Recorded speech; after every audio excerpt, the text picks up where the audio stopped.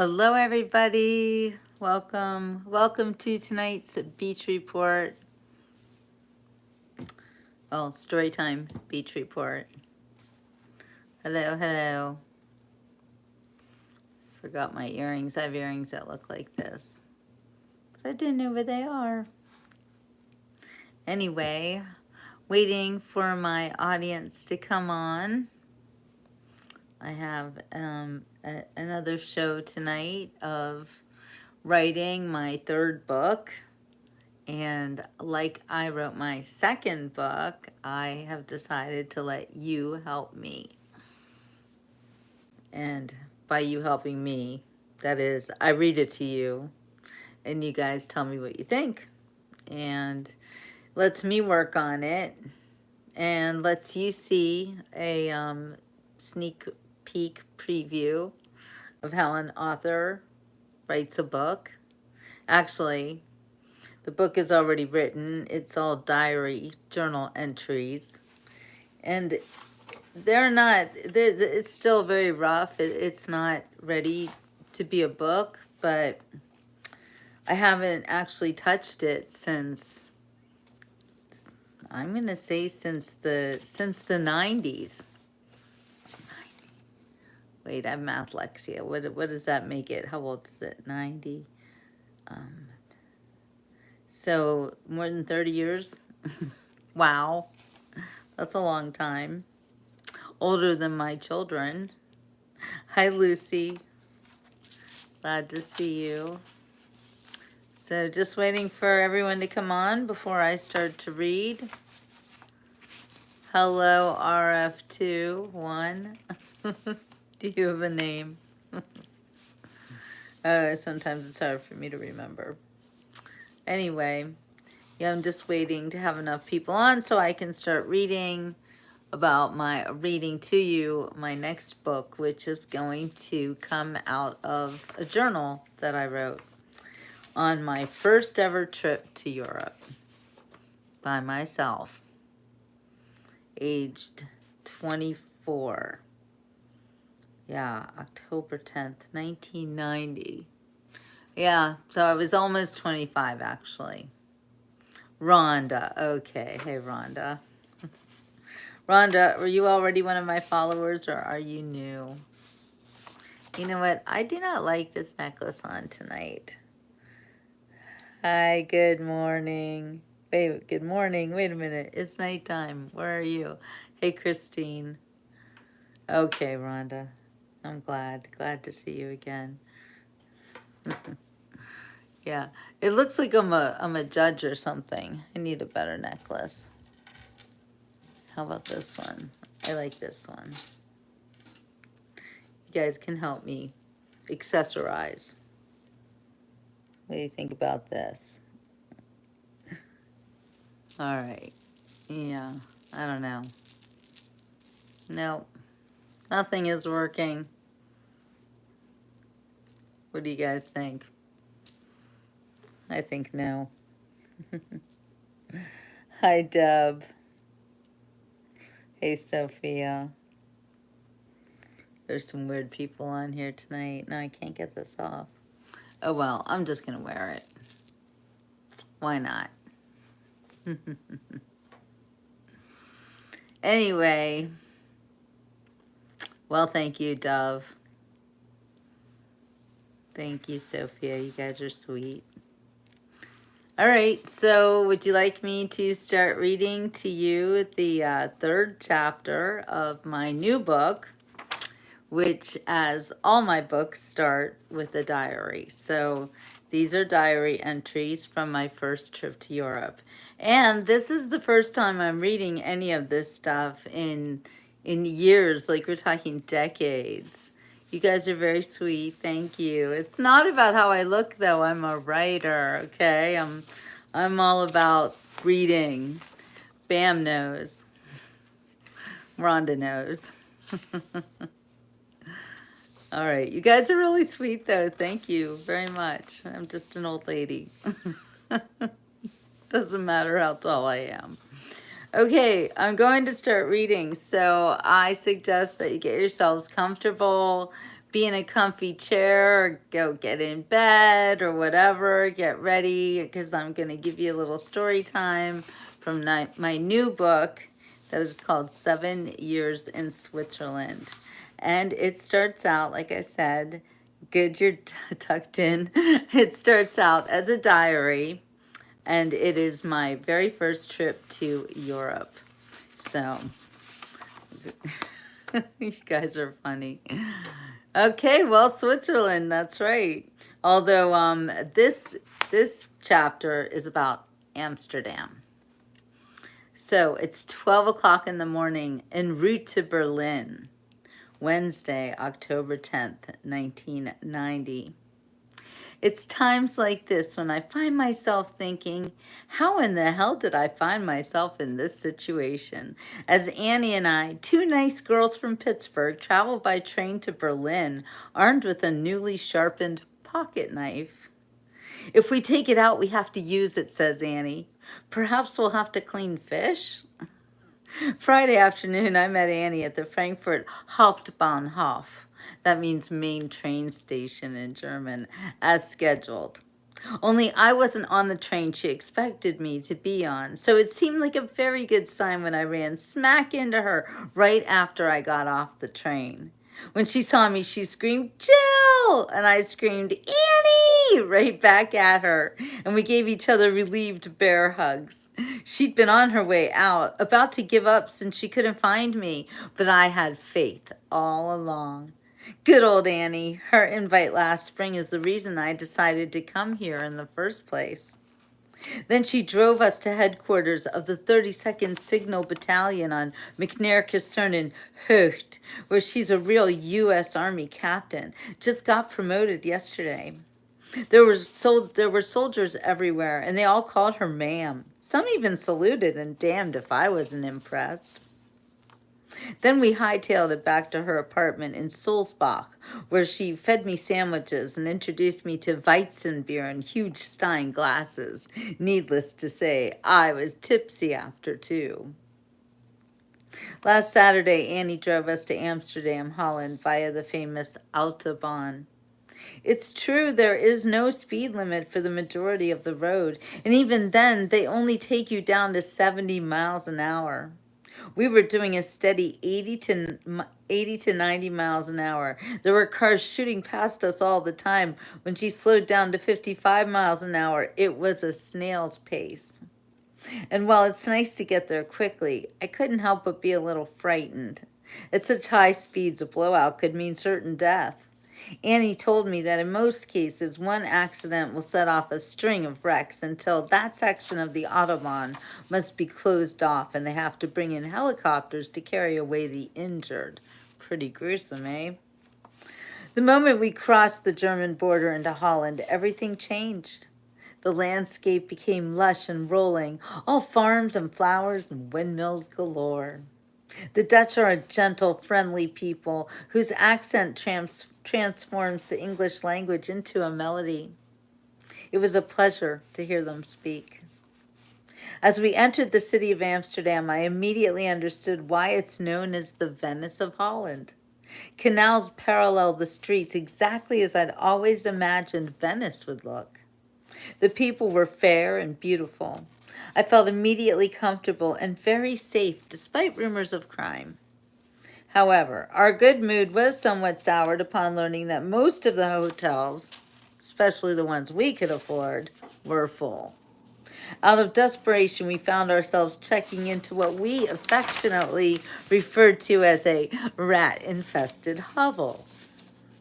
The room we stayed in was a veritable closet, 3 steep flights up. It was less than clean, and using the communal shower was out of the question as far as we were concerned. Of course, the experience just wasn't complete until Annie moved the chair out of the corner of the room to prop against the door, just in case, to reveal a rat trap spilling over with strychnine pellets. Though I suppose it could have been worse. There could have been a carcass in that box, tiny feet or a tail sticking out. Ugh. Needless to say, we were mortified and decided right then and there to sleep with the lights on and the window wide open since the place was sweltering swelteringly hot. But we figured what the hell, it was still a place to crash. Even if we did have to sleep fully clothed on top of the sheets, we laugh about it now. So we quickly changed, locked our luggage safely in Annie's car, Rolf the Golf, and headed into Amsterdam's teeming nightlife. I think one of the nicest things about traipsing around Amsterdam was the feeling of being very inconspicuous. People really didn't pay much attention to us, and it was a relief not to have to put up with obnoxious men hitting on us. Not that we didn't run into snags now and then, but those instances were few and far between. And the people we did meet were friendly and fun. No one tried to consume our time.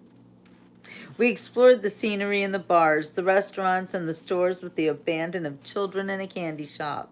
Found out that the rumors about Amsterdam's coffee shops were true. You really can purchase legal amounts of hash and pot by asking for the hash menu.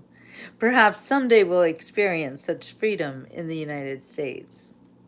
It was nice to not be breaking the law for once. On Sunday morning, we immediately found ourselves a nice hotel room right across the street from Hotel Hell, and for the same price. Though that was the only similarity, and we felt much better, celebrated the livelong day after that. Amsterdam is a beautiful city by day, though when the sun sets, it takes on a whole different flavor.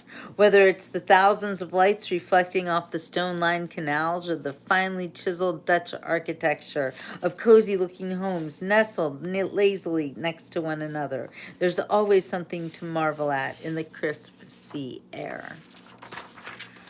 And that is the end of that chapter. And it looks like I lost a bunch of people. Maybe it's not that interesting to you, but let me know what you think. A lot of the best books start as, oh, thank you, Bam, start as a journal or a diary.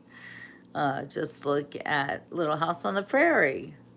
Just look at Anne Frank, who also lived in Amsterdam, and I was in her house once. So, hi, Kathy. I'm so glad to see you. Thank you, Rhonda. I'm glad you like it. Thanks, Deb. And thank you, Dove. Okay, would you like to hear another chapter? Should I go on? Feel like that was Lucy's still here. I can read one more. Dove says yes. Okay, yes. I get one more yes and I'll do it. Okay, let me take it. Okay, bam. It's okay. You can fall asleep, Dove. Reading always makes me fall asleep, too. All right, Lucy clinches it. We'll do one more chapter. All right, Dove. All right, you guys. Get comfortable. And if you do fall asleep, it's okay. You can listen to the replay.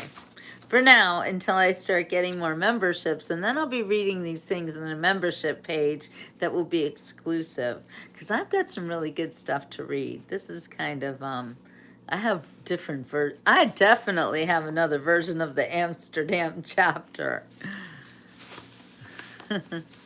I am so happy that my videos help you to fall asleep, Dove. I think that's a wonderful thing. So I'm very glad that I can help you. Hi, Gigi. Good to see you, my friend. Okay, chapter 4. This is called Bumming Around Berlin. Hey, Kokomos. No, I'm American. Okay, 3:09 p.m., West Berlin, Saturday, October 13th, 1990. I'm currently sitting on a park bench just outside of Berlin's Kudamm, the city's entertainment center.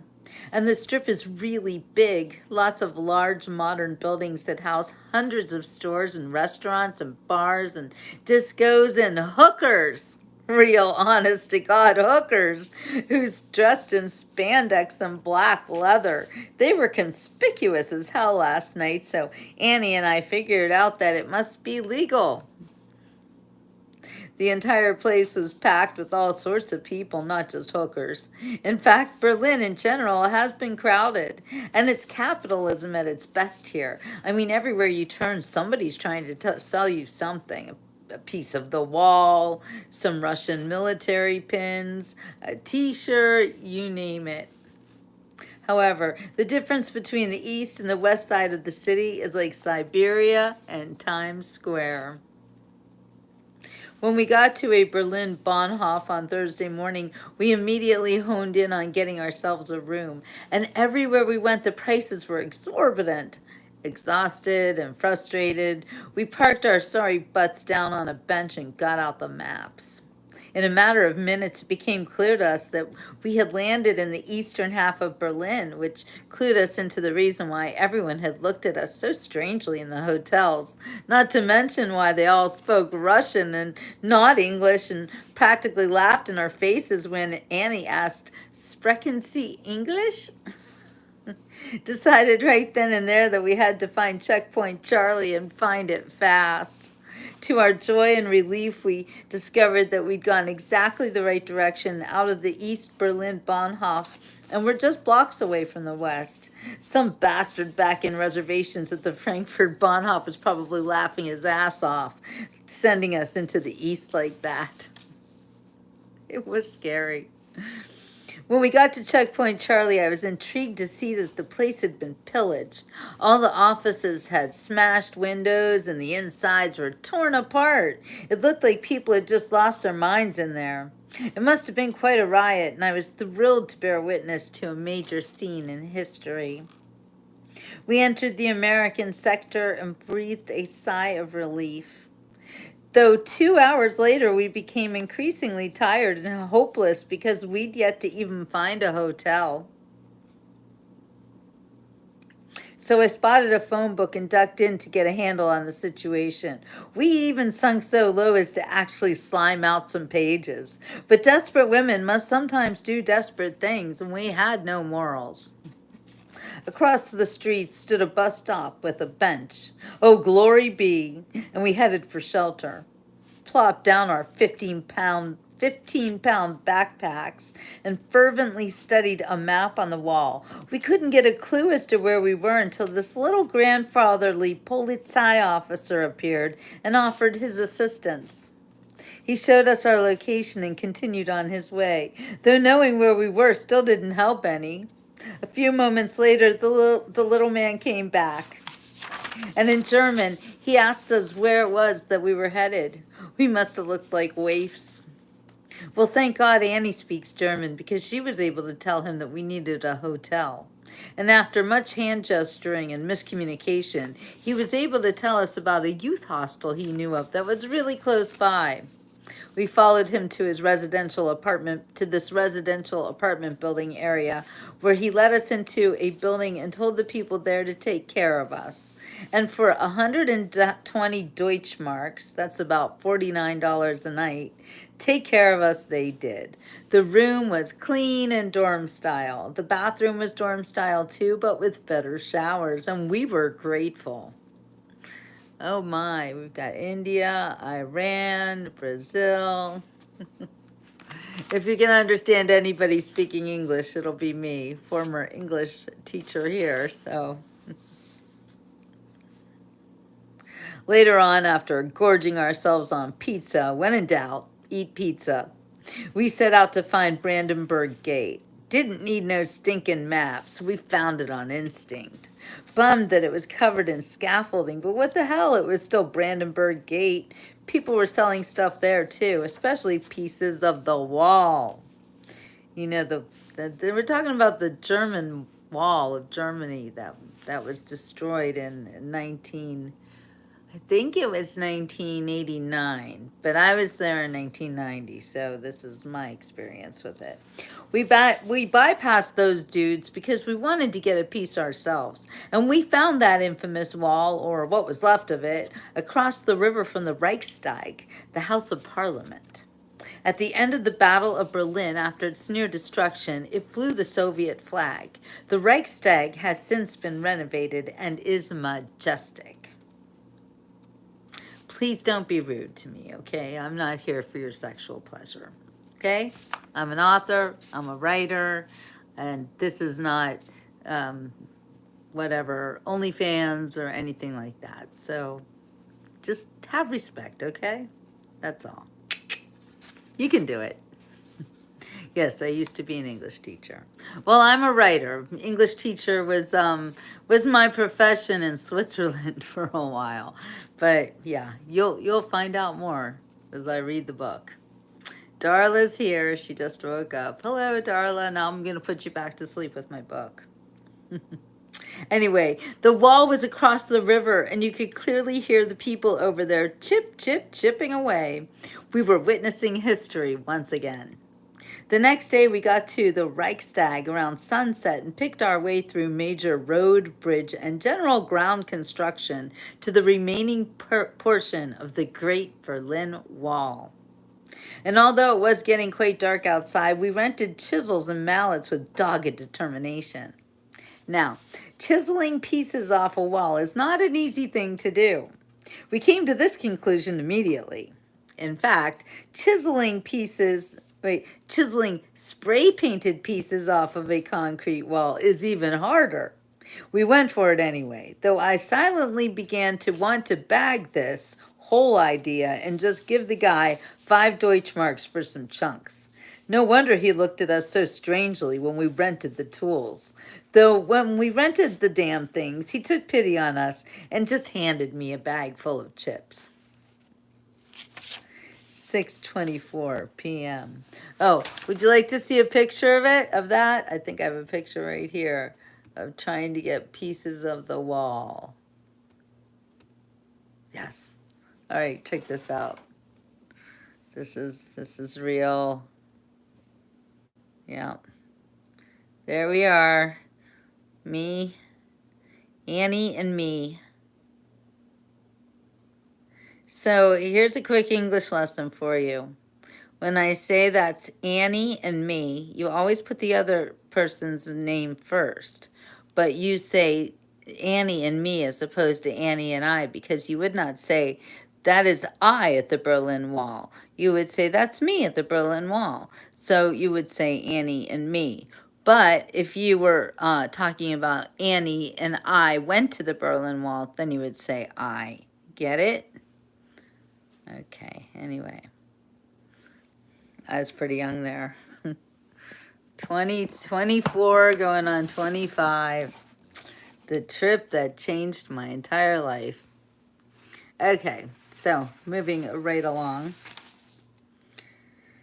6:24 p.m.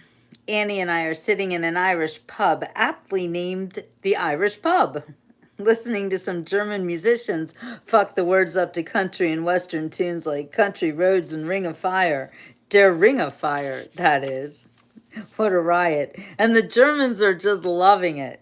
The Kudamm is busy by day, but it rocks at night. Not so in East Berlin. That part of the city is definitely dismal in comparison. It's also much darker and subdued, and the people all look a little dazed. We're not talking about Epstein or Diddy, so you probably want to go to another channel for that. Sorry.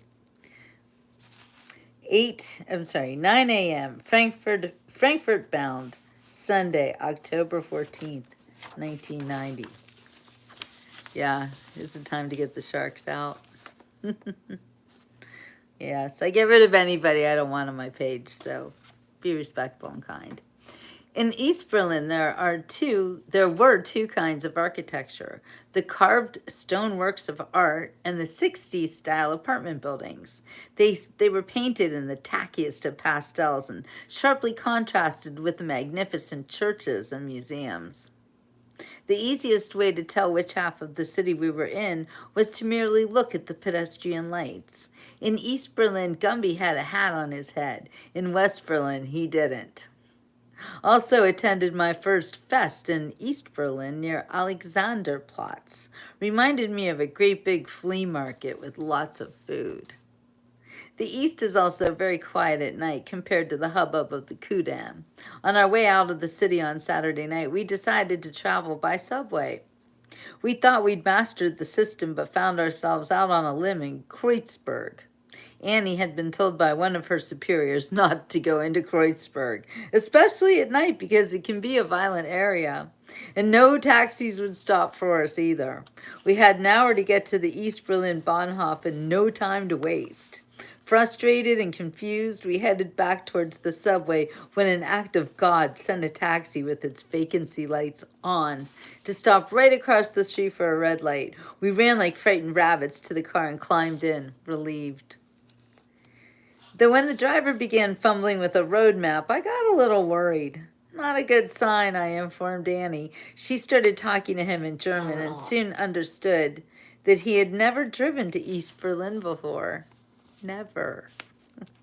He hadn't even been in that section of town since he was a child and was marveling at the experience. Annie pointed out the Russian Memorial Cemetery to him, which we'd spent an entire day in vain trying to find, and he wouldn't hear about it. That's not important, he told her and brushed it off. I wanted to spit. When we got to the train station, he parked his car and immediately began gossiping with the other cabbies who were parked there. It was a revelation for the man, and we were happy to have been the ones to provide it. No, to provoke it. Oh, hi, Mayor. You're funny. When we were in Berlin, Annie and I kept joking that we could have brought our mothers along on this trip. We hadn't partied at all. And anyway, the point is, we've had to be on our toes during this particular sector of the adventure and haven't really been able to kick back and let loose, though it's been really exciting. Before leaving Frankfurt, Annie's boyfriend sharpened his pocket knife and told us to keep it with us wherever we went. We felt much safer just knowing it's in reach, though we haven't taken it out yet because then we have to use it. Needless to say, there are a lot of unsavory characters perusing the city streets, especially at night. However, it's definitely not as scary as New York City. Hi, Laura. Not at all. Besides, there are Polizei everywhere, and they have those riot screens on their windshields, which make us feel much better. Yeah, right. Alrighty then.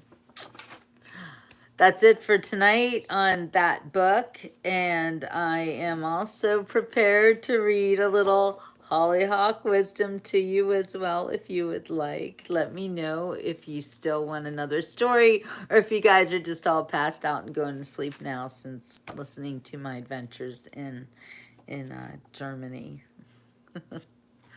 Let me know. I did read a couple chapters last night over on my Facebook page. So I'm going to... I don't really want to read them again here. Oh, bam. Yes, you know what? It's funny you should say that. There is Trump press today, and it's pretty fascinating. So they're trying to sentence him on the hush money allegations. And I think they want to be able to say, okay, Kathy and Darla, but they want to be able to say that Trump is a convicted felon. And they can't say that if he has not been sentenced. So it seems like, semantics and symbols mean a lot to these people. And to not be able to say that Trump's a convicted felon on 34 counts of a records charge of, and here's what I also want to say about that case, which really makes me angry, is that I believe after watching the entire trial, I watched the whole thing, okay? And what I got out of it was Cohen who was sleeping with Stormy Daniels. Why else would Cohen pay her off and not tell a soul? He didn't tell Trump. He didn't tell his wife. He didn't tell anybody. He took a mortgage out on his own house to pay this woman off. He claimed that he did it because he didn't want to embarrass Melania. BS. Dude's a convicted liar, by the way. And he's been to jail, so we can say that he is actually a convicted liar and felon. Anyway, but I, in my heart of hearts, truly believe, first of all, I can't believe that Trump would sleep with Stormy Daniels. She is such a piece of garbage. He's got prime rib at home. Why is he going to dig through the garbage? Are you kidding me? I mean, it's laughable. Also, everybody knows that Trump is a true germaphobe. He hates germs. Why would he sleep with a hoe bag who does it on camera? She's not even just, and I'm not calling her a hoe bag because I don't like her or something, because she's actually, for real, that's her job, is adult entertainment, if that's what you want to call it. I call it hoe bags on parade. I think it's disgusting. So there's no way. There's no way Trump would go for that. And also, if you listen to the trial closely, like I did, you also found out that the hoe bag wanted to be on The Apprentice so very badly. And it sounded like she would do anything. In fact, it sounds like she would do anything for money, for anything, for anything. I mean, she's a hoe bag.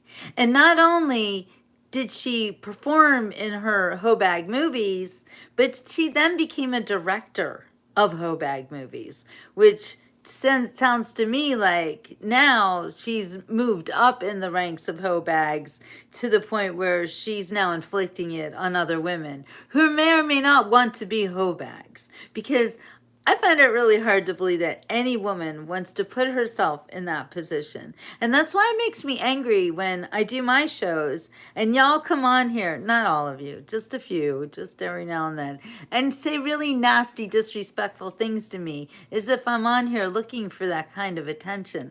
I am not. I'm not on here. You don't need to tell me you think I'm pretty. You don't need to call me grandma either. You don't need to be rude. It doesn't matter what I look like, okay? It's not about all of this. I'm here trying to entertain you, read you stuff that I've written. Exactly, self-respect. Thank you. And when you have self-respect for yourself, then you have respect for other people. So, always be respectful. People call them keyboard warriors, that they come on shows like mine and they say nasty things and they talk to me like I'm one of those hoe bags, and I don't appreciate it.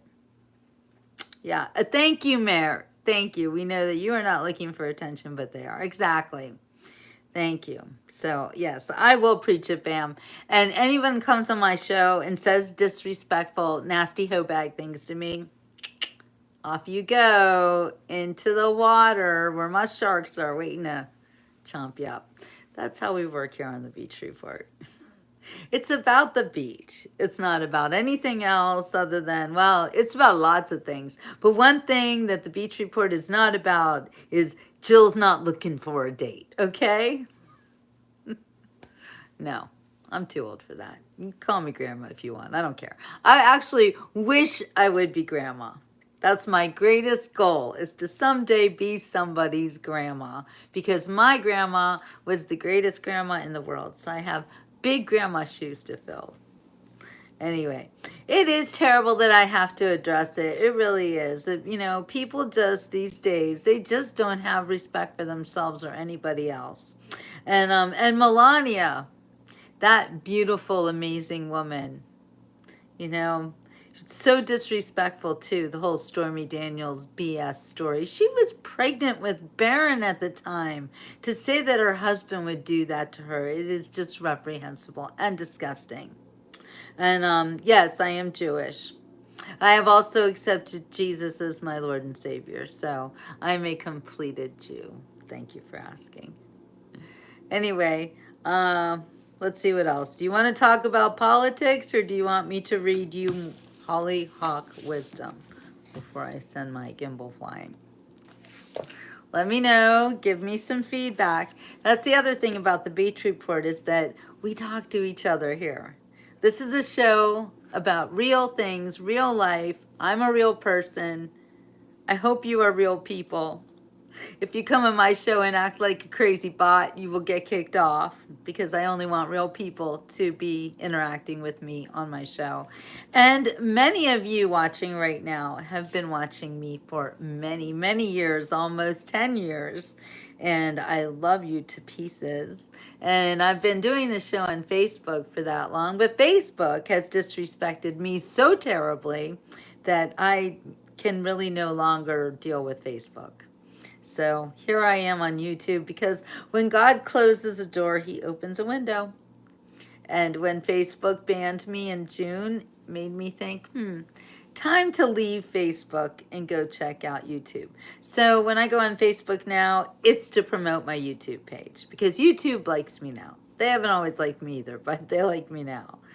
Oh, Darla's only been watching 2 years, but Darla, it seems like forever. I know Lucy's real. I know you guys are real. Mare's been around for a long time. I know. I love that about you guys. Where's Kathy? Kathy, she's been with me for 9 years. Yeah, Bam, yeah, all my people. I love you guys, and I will never like just run off and leave you hanging. Although that's what it looks like I did on Facebook, and I didn't. I didn't. They did it to me, so that's why I'm here on YouTube. And hopefully they won't do that to me too, because really I'm not that scary. I'm not. There's a lot worse people than me out in the world. All right. What should we do now? Do you want to talk or you want to read? 9 years, Kathy. That's my girl. Yes, their loss. Exactly.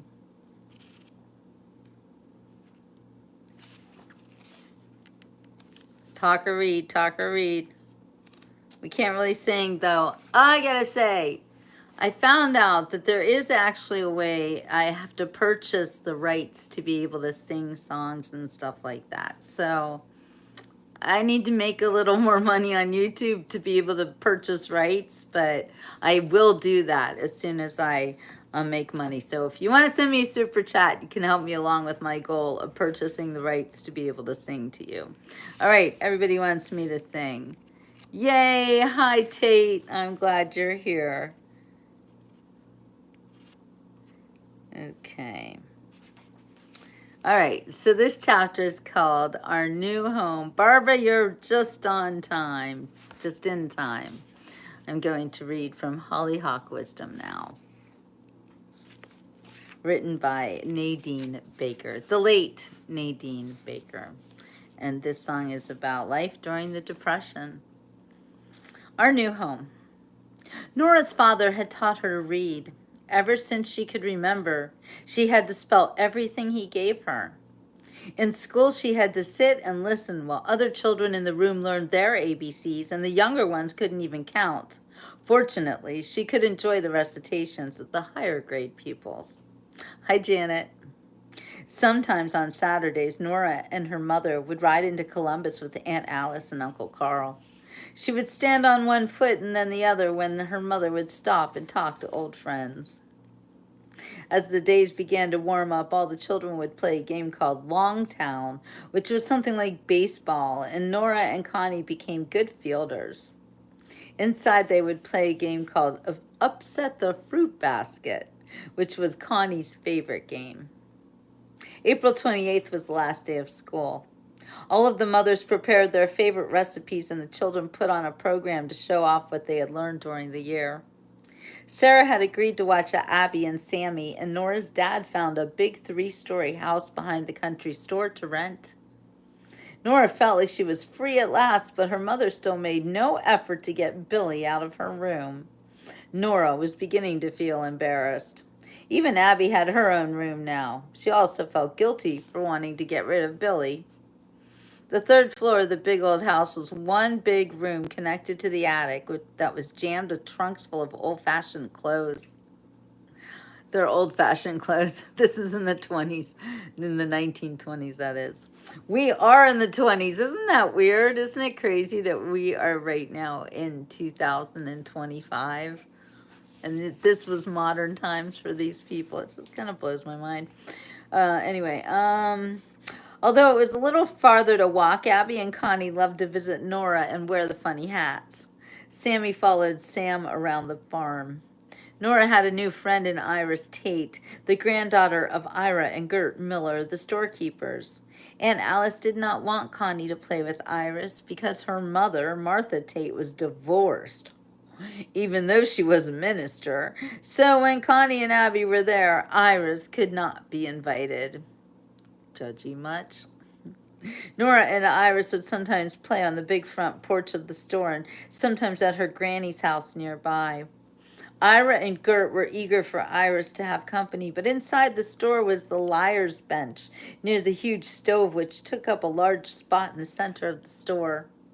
All the unoccupied men of the neighborhood would sit along the liar's bench and along the stove, chewing their tobacco, spitting in or around empty tin cans, spinning yarns, and using those dirty words that Iris and Nora were forbidden to use.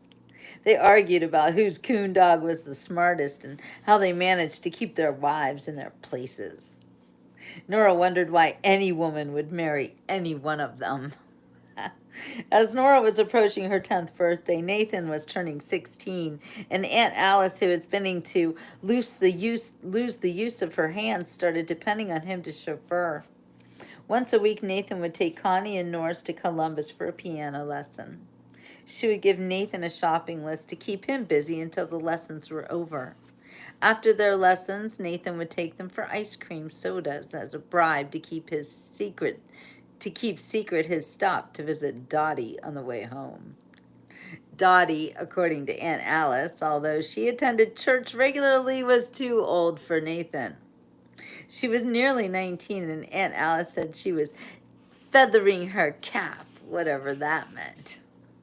According to the newsreel, time marches on, and as it did, Connie and Nora became better musicians.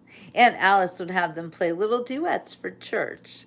Although Iris was an accomplished pianist since the age of 3, she was seldom asked to play.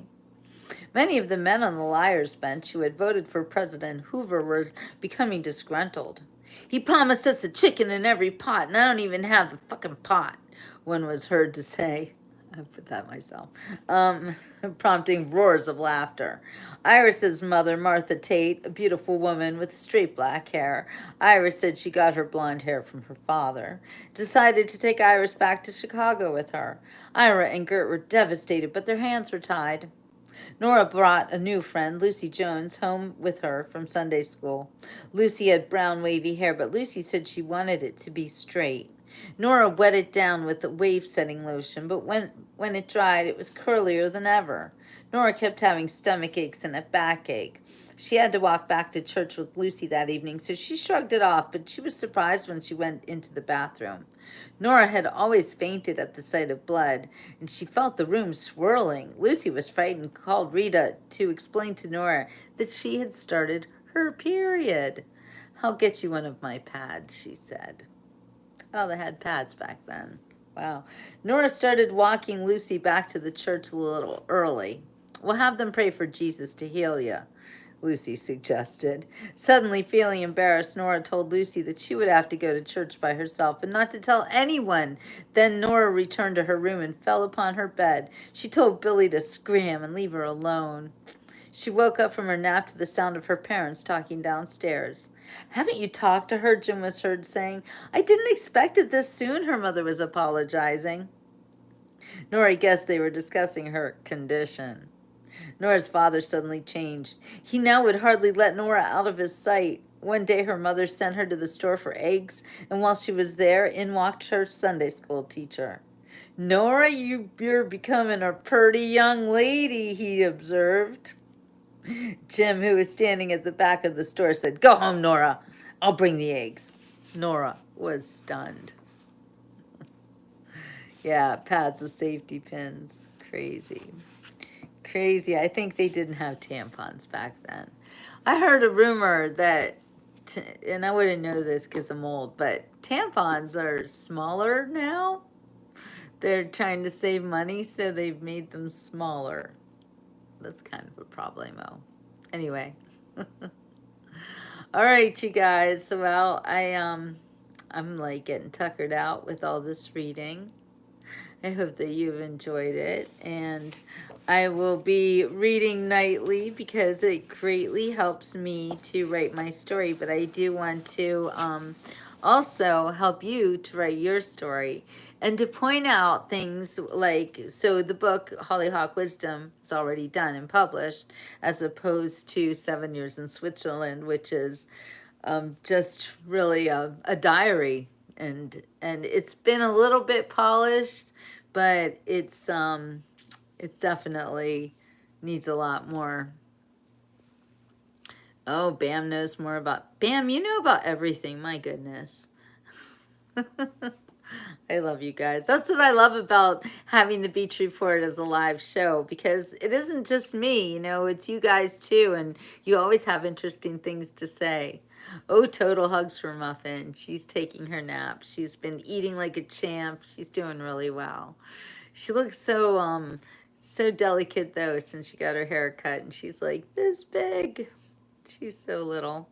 Anyway, I wanted to point out though, if you want to write your life story, sometimes when you have a lot of characters in your story and there are a lot of names, you have to kind of make your characters stand out. You can't just say, oh, there's so and so and then there's so and so. Well, you kind of have to describe them. So I love how Nadine Baker did that in this story, and I'll just point this out to you. Yes, it's not. It wasn't that cold today in Florida. She didn't really need her sweater on when we were outside. It's we haven't gotten that really cold snap yet. It felt colder a couple days ago. Anyway, so let me just point this out. I like how Nadine describes her characters. For instance, she talks about Iris's mother, Martha Tate, a beautiful woman with straight black hair. Iris said she got her blonde hair from her father. Decided to take Iris back to Chicago with her. Oh wait, that was here. This is the one where she brought a new friend, Lucy Jones, home. Lucy had brown wavy hair, but Lucy said she wanted it to be straight. Nora wet it down with the wave setting lotion, but when it dried, it was curlier than ever. That's a really great visual and a great way to kind of think about that character. So I like it. I like the way that Nadine Baker has put her story together. Chapter 7 is the 1932 election. That's interesting. It's even more interesting when you consider this book being written in the early part of the 20th century. Isn't it the 20th century when it's like the year before, like the 1930s is the 20th century, and now we're in the 21st century. That's right? I'm pretty sure it is. Anyway, just to imagine, you're reading about people in the 20s and they're going through the depression, and then that they're headed for World War II, and it's kind of unnerving. It's kind of like even my story that I was reading to you, it's kind of crazy for me too, because I'm reading this to you, but I know it's gonna happen and it's gonna blow your mind. But it's funny how it's like you're just going along, and then something wild happens. It's just, it's life. It's the way life goes, and that's what makes a great story too. Is that everything? I always say you can start a story with a mundane or an exciting lead. So the beginning of your story can be just going about your life, doing your thing. I'm a hairdresser and I'm doing everyone's hair and then one day, this lady walks in and hands me I don't know, a dog, and tells me, can ask me to watch your dog, whatever. I don't know. So, I'm just making this up as I go along. I'm just saying that's how you'd start it out, as mundane. Or you can start the lead of your story out like really with a huge, oh, a car, or even like Nadine's book, Hollyhock Wisdom, where they get hit by a streetcar. You could start it with that. I woke up in the hospital, boom, found out I was hit by a streetcar. Just crazy. Anyway, that's right, Bam. A great author has to set the scene just like a director. Exactly. Exactly. And as a writer myself, I always like to set scenes with I like to make things very visual. I kind of, I see everything in my head. So I kind of feel like I'm painting a picture, but with words. All right, do you guys have any questions about writing or Europe or the 1930s? Let me know. So if you have any suggestions for me as well, I really want to make this a fun channel for you guys to come be like a one-stop shop. Like, you want to go to the beach, I'll take you to the beach. I didn't go to the beach today.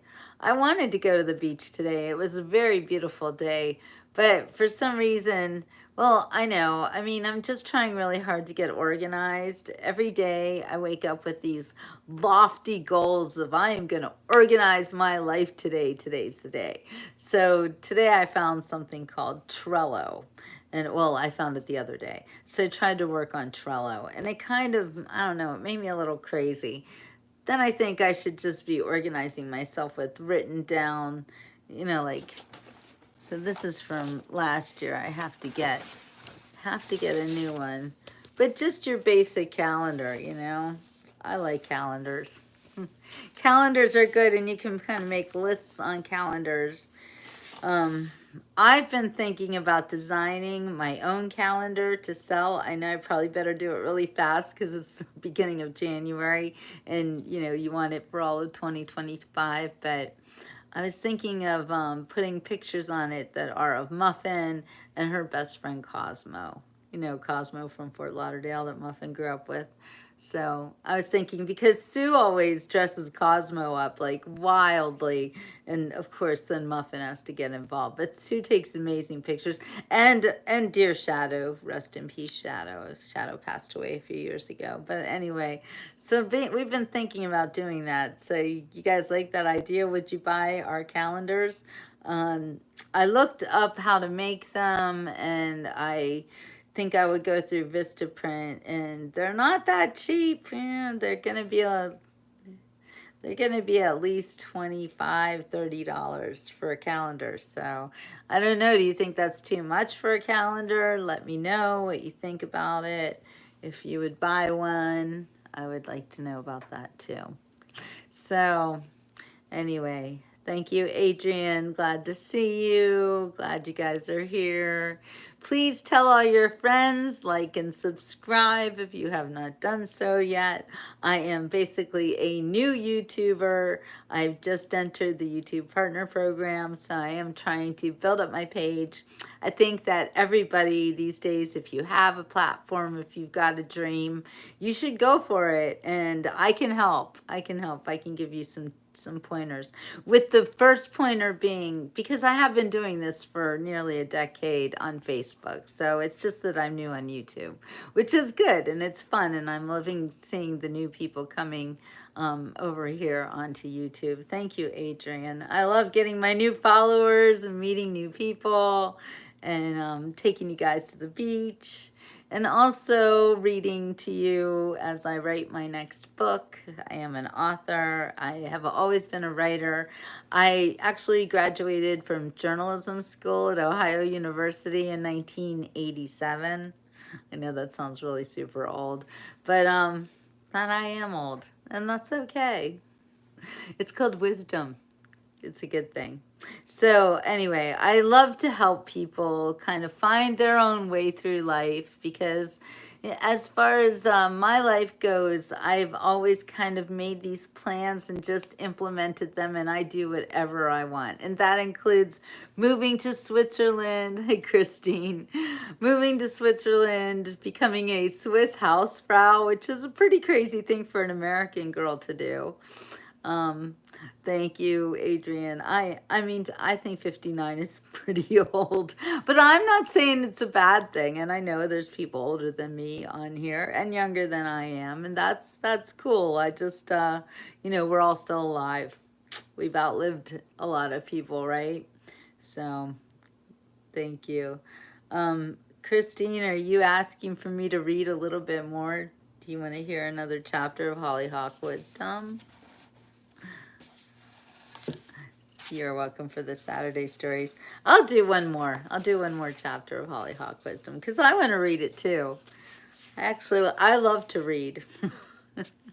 I especially love to read things that I've written. That's always fun. Okay, so chapter 7, the 1932 election. This should be very interesting. 100 years ago, this is what life was like. It was decided that the Carson house with its separate living room would be an ideal voting place. Rita and Jim were busy cleaning house and kept Nora busy running errands. When she walked into the store, Ira yelled, "Gert!" Gert, who was busy stocking shelves, answered, "I told you I'm not butting in." Ira was persistent. "If you don't, I will." Gert reluctantly pulled up a chair. "Sit down, Nora." Nora hesitantly complied. "I can't stay." "Just a few minutes. I have to talk to you." She picked up Iris's doll. "You are becoming a young lady, and your father worries about you. Men are going to tell you that you're pretty, and there's nothing wrong with that. But if they try to get you to go someplace with them or try to touch you in the wrong places, you tell your mother or Ira or me. Do you know where are the wrong places?" Nora shook her head no. Gert didn't mention her father. This was because he sent her home, Nora thought. Gert took Iris's doll. Oh no, she's pulled out the doll. "Now, look carefully." And she started poking the doll. "No one touches you here, or here, or here." That's all I have to say. Iris isn't here now, and you're all we have, and we love you. Somehow Nora knew that this was true. Oh, that's a very good idea, Bam. I love that. Bam says, I should read my books once a week and for 1 hour at a local library, then sell books and a calendar after the reading. I like it. Ira and Gert had fourth grade educations, but they were not short in intelligence or love. Although they went to church every Sunday, Aunt Alice paid them very little attention. Nora and Billy enjoyed the election. The ladies' aide brought covered dishes, and Rita baked 2 large sheet cakes. Wow, they get all the trimmings for elections, huh? Most of the men in the neighborhood were mulling around in the yard, arguing politics. Nora wondered why her dad never entered into any of the arguments. "Those guys are still claiming the world is flat," he explained. Ooh, flat earthers back then, too. And Nora knew he wasn't joking. Nora's father's business, Sunrise Development, had failed, and along with it, his investment. Jim told Nora that Hoover had tried to grow the economy by giving big tax breaks to big business, thinking that they would spend the money on making new factories, which would in turn create new jobs. But he said they built new factories, all right, but they built them in other countries where the labor was cheap. So this has been going on for 100 years. That's great. Nora soon understood that her dad had no use for President Hoover. Reminds me of Annie. I might have to start saying, "We'd like to thank you, Herbert Hoover." Okay. Anyway, nevertheless, he didn't feel like arguing politics with the local men. "He kept us out of war," Joshua Jones, Lucy's father, said of President Hoover. "He lowered our taxes," Rufus Fraser added, although Rufus never paid taxes in his life. "This guy Roosevelt has promised us a New Deal. It certainly can't get any worse, maybe even better." Frank Martin, a laid-off factory worker and faithful Democrat, reminded them. The ladies' aide served the election workers in the dining room while everyone else ate in the large kitchen, which stretched across the back of the house. Oh, good night, Kathy. Thank you, Christine. And t-shirts and beach bags. I still have beach bags. After the polls closed, Nora lay awake listening to the men counting the ballots into the night. About noon the next day, predictions were coming out of the radio in favor of Roosevelt. When it was finally decided that Roosevelt had won, and the news crackled out of the radio, Nora's parents were obviously pleased. They said they had been praying for a miracle, which Nora didn't understand, but she could see that they were happy. One thing for certain, Jim was not going to get his money back. Aunt Alice's hands were much better, and Rita made pumpkin pies and other dishes to help her with Thanksgiving dinner. In the meantime, there was a terrible fire in the neighborhood. The Wilsons had lost everything, so the church took up a collection and started a clothing drive.